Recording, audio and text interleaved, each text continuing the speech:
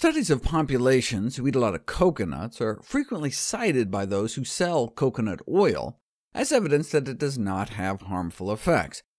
For example, there was an apparent absence of stroke and heart disease on the island of Kativa. What were they eating?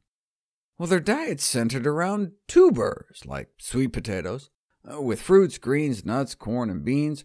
Yes, they ate fish a few times a week, but they were eating largely whole food, plant-based diets, so no wonder they may have had such low rates of artery disease.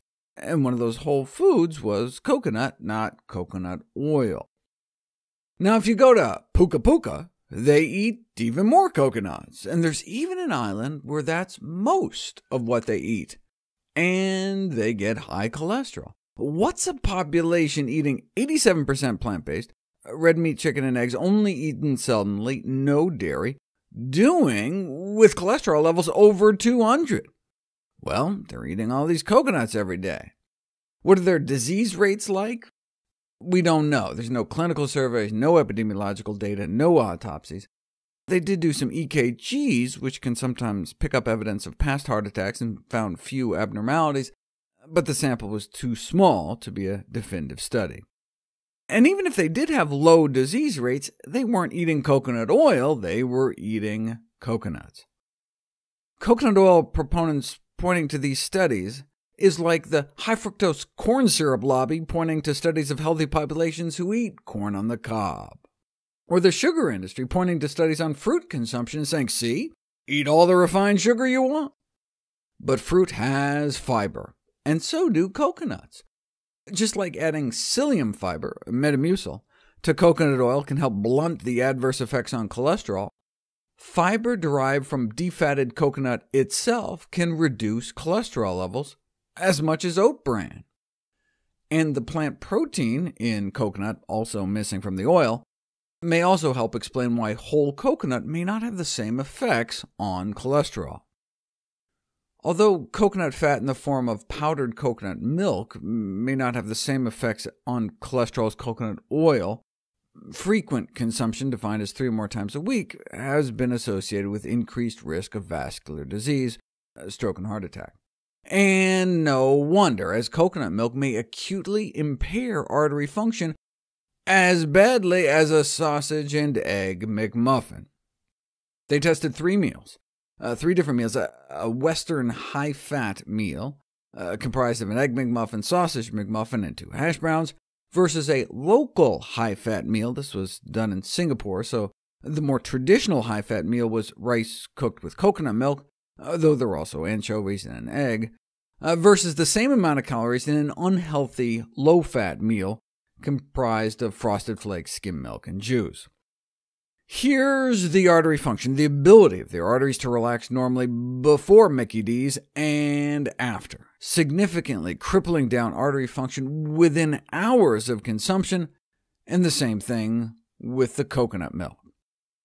So whether mostly meat and oil fat or coconut milk fat, the artery similarly clamped down, whereas that horrible sugary breakfast had no effect, no bad effect on artery function, because, as terrible as it was, it had no saturated fat at all, though it also didn't have any egg, which may have also helped.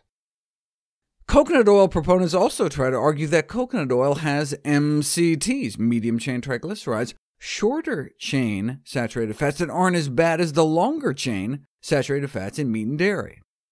But you can't apply the MCT research to coconut oil. Why?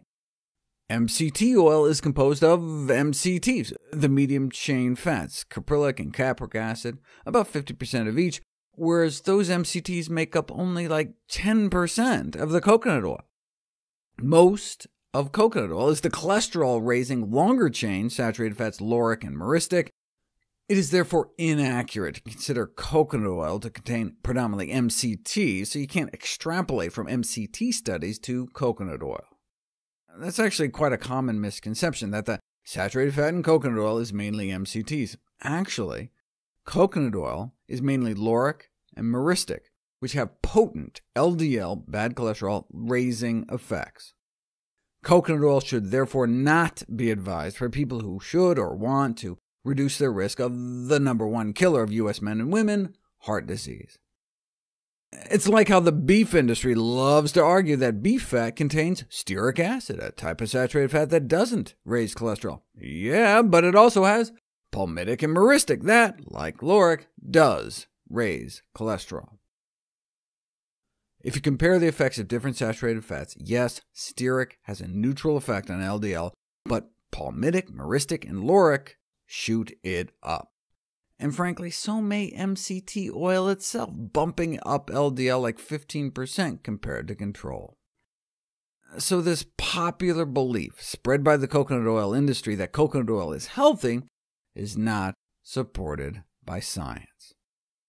So basically, coconut oil should be treated no differently than animal sources of dietary saturated fat.